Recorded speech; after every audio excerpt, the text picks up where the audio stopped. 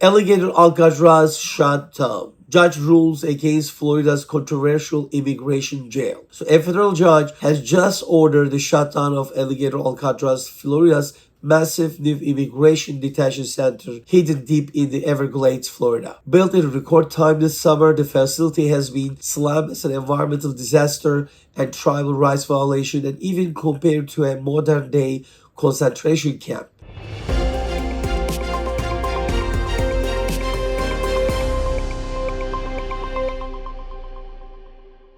Basically, first of all, for our followers who may not know what the Alligator Alcatraz is, officially called the South Florida Detention Facility, basically Alligator Alcatraz, opened on July 3rd, 2025, and an old airstrip inside the Big Cypress National Preserve. Designed to hold up to 2,000 detainees with plans to expand to 5,000, it was built under emergency order signed by the Governor Ron DeSantis and supported by the Donald Trump administration. Critics say that the site was chosen to isolate immigrants from their families and legal aid right in the middle of fragile Everglades wetlands. On August 21st, of 2025, federal judge Kathleen Williams issued a preliminary injunction. Her order stops all new detainees from being transferred, halts expansion plans, and demands that much of the existing infrastructure, fences, lights, and sewage system be dismantled within 60 days. So why this is happening? Because the court found the state bypassed federal environmental law,